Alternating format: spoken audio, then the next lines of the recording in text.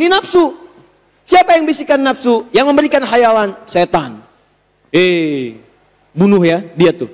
Begitu kamu bunuh, saya berikan 10 miliar. Dia udah menghayal 10 miliar. Punya mobil baru, padahal mobil belum ada. Punya rumah, padahal rumah belum ada.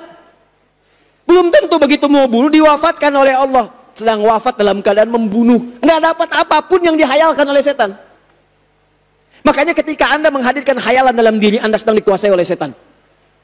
Dan dahsyatnya, setan disebutkan 88 kali dalam Al-Quran. Ini takwa disebutkan 115 kali. Lawannya nafsu disebutkan 115 kali. Yang menguasai, mendorong takwa disebut malaikat disebutkan 88 kali. Yang mendorong nafsu itu setan disebutkan 88 kali. Pembunuhan pertama terjadi karena dorongan oleh setan dibisikkan kepada nafsu. Paham sampai sini? Jadi kalau ada orang sedang tergerak untuk membunuh orang lain, itu artinya dirinya sedang dikuasai oleh setan, sedang bermain dalam dirinya. Awas, setan yang pernah menjebak bapak ibu kita dulu sampai dikeluarkan dari surga. Quran surah kedua ayat 36. Ya, awas hati-hati, setan asalnya iblis yang tidak mau sujud hormat kepada Adam. Quran surah kedua ayat 34. Iblis asalnya dari jin yang sesat, jin yang fasik, yang menyimpang dari ketentuan Allah. Quran surah ke-18 ayat 50. Kana minal jinni fafasaqa an amri rabbih. Jadi inti yang pertama, ya, mohon izin. Jadi penyebab utama kalau ada seseorang terdorong membunuh, maka dia sedang dikuasai oleh apa? Setan. Jadi kesimpulan pertama, setan menggerakkan apanya? Nafsunya. Nah, sekarang pertanyaannya, di nafsu ini apa yang didorong oleh setan supaya orang bisa membunuh? Tadi kan begini, saya akan kasih hayalan, saya akan sesatkan. Nah, sekarang ada orang yang disesatkan setan sampai membunuh. Ada orang yang diberikan hayalan oleh setan sampai membunuh. Pertanyaannya, faktor apa saja yang diberikan hayalan oleh setan sehingga seseorang tergerak untuk membunuh? Apa saja detailnya? Masih ada waktu? Sampai jam berapa kita? Hati-hati. Ada kajian lagi setelah ini? DKM mana DKM? Tidak ada kajian? Baik. Baik, insya Allah. Nggak apa-apa insya Allah. Sampai jam berapa? Baik, insya Allah. Antum sampai jam 11, saya jam 9 kurang seperempat pulang ya. Ini sudah setengah 9, jadi saya ambil kurang lebih hanya 11 menit lagi ya. 11 menit, tanya jawabnya besok. Saya berikan waktu yang sangat luas ba'da subuh untuk tanya jawab. Silahkan antum sampaikan. Nanti insya Allah besok akan kita bahas. Khusus besok tidak ada materi, besok hanya menjawab pertanyaan saja. Besok subuh ya. Baik, sekarang saya selesaikan dulu yang ini. Sudah, sini fokus. Lihat sini, fokus. Ada 3 hal. Awas. Kita sambil berikan solusi sekalian. Ya, sambil kita berikan solusi sekalian. Ada 3 hal yang menjadikan setan mendorong seseorang untuk tergerak menyakiti orang lain bahkan sambil membunuh. Bahkan sampai membunuh. Hati-hati, maksud saya, kalau Anda sedang ada di 3 kondisi ini, Anda mesti hati-hati. Karena setan akan mendorong Anda untuk bisa melakukan dosa yang kedua ini. 1. Pertama, setan menggoda seseorang untuk bisa menghabisi nyawa orang lain, memberikan angan-angan dalam perihal kedudukan, jabatan. Awas, hati-hati. Kalau antum sedang mendapatkan amanah dari kedudukan dalam satu jabatan, maka ini bisa dimainkan oleh setan untuk mengeksekusi orang lain sampai tingkat dosa yang paling tinggi. Karena takut ada saingan, saingan saya nggak boleh muncul. Sakiti dia. Masih selamat, bunuh dia. Ini yang paling bahaya. Apa dalilnya? Quran surah kedua Al-Baqarah ayat ke-49. Paling kiri sebelah atas. Kenal Fir'aun? No.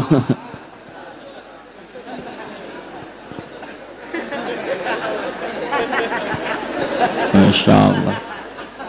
Dari sekian hamba Allah di sini, ini yang kenal Fir'aun.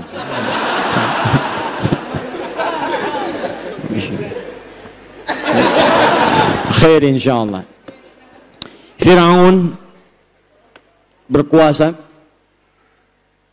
Kekuasaannya digunakan dengan cara yang zalim, kasar. Kata-katanya kasar, bukan cuman kasar. Jadi kalau sudah berkata kasar, resikonya nyawa, Mas. Saya nggak suka dengan rambutnya nih. tolong pisahkan kepalanya dari badannya. Jadi bukan nyuruh nyukur Firaun tuh. Makanya Nabi Musa alaihissalam ketika diutus untuk berdakwah kepada Firaun, pertama kali berdoa kepada Allah supaya hatinya dilapangkan, sehingga kalau dicela, dimaki habis, itu bisa bersabar dengan makian. Maka beliau berdoa kepada Allah, Rabbi syrahli wa yassirli wahlul 'uqdatan min yafqahu.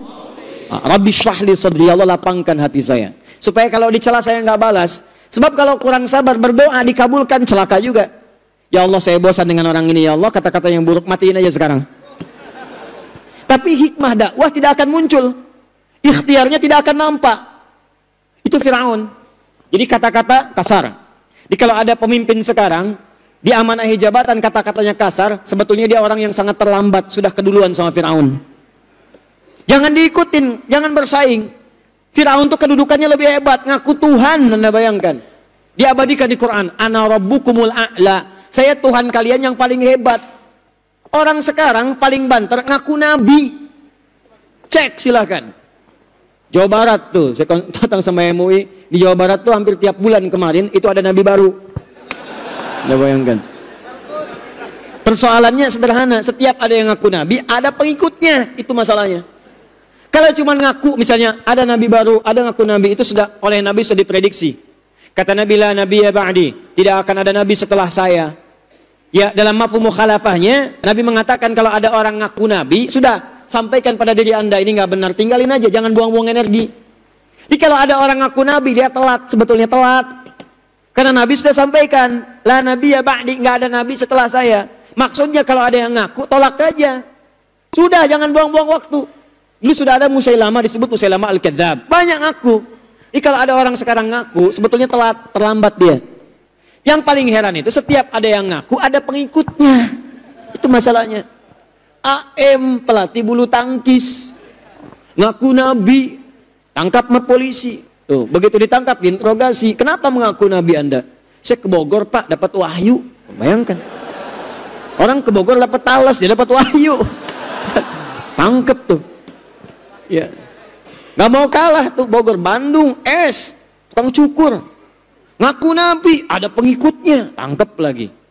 Jakarta ibu kota negara, harus lebih elit, malaikat naik dikit. Aku malaikat LE, minta izin sama gubernur mendaratkan malaikat Jibril di Monas. LE dulu tuh tangkap polisi, hukum 2 tahun. Polisi kita jangankan teroris, malaikat ditangkap tuh. Luar biasa. Dukung yang begitu tuh. Ya, paham? Jadi jabatan itu ketika diamanahkan, itu akan cenderung melahirkan bisikan setan. Kalau tidak menjadikan penyimpangan hadir dalam jabatan, maka dia akan memberikan bisikan untuk menyingkirkan saingan-saingan yang mungkin bisa menggulingkan dia dari jabatannya. Hati-hati. Ini ujian. Anda dititipkan jabatan. Awas jangan dikira, tapi Ustadz saya kan cuma ketua DKM. Oh, di masjid ada setan masjid. Hati-hati. Tugas pertamanya bukan godain jamaah, godain DKM. Ada 9 jenis setan, 9 jenis setan yang populer. Setan rumah ada, namanya dasim. Begitu masuk Anda tidak ucapkan salam, Anda masuk tidak mengucapkan assalamualaikum, maka ia berkata pada temannya, kita punya tempat menetap di sini. Makanya jangan heran begitu masuk rumah malam-malam gak enak keluar. Biasanya bolak-balik biasa-biasa, malam-malam mau tahajud begitu keluar, hati-hati, baju putih, rambut gondrong, muka jelek, ada di meja makan. Ini kan keluar. Tuh balik lagi. Tuh, dasim. Wudu, baru wudu belum ke masjid, ada setan namanya walhan. Godain orang wudu. Makanya nanti ada orang wudu suka dibuat ragu-ragu, udah wudu belum, walhan. Hati-hati. Ada setan kantor, ada. Ada setan mall, Bu, ada. Itu yang bikin ibu sering kali kepikiran, nyampe rumah masih diingat tas yang di mall. Papa tahu nggak Pak? Ada tas bagus banget tadi Pak di mall. Mama nggak kesempatan beli Pak. Setan mall ikut ke rumah. Ma, yang penting itu tas fungsinya. Uang ada dan mengantarkan kita ke akhirat. Papa lebih senang kalau tas yang Papa berikan walaupun sederhana, tapi menjadi saksi cinta kita yang mengantarkan ke surga. Masya Allah. Catat.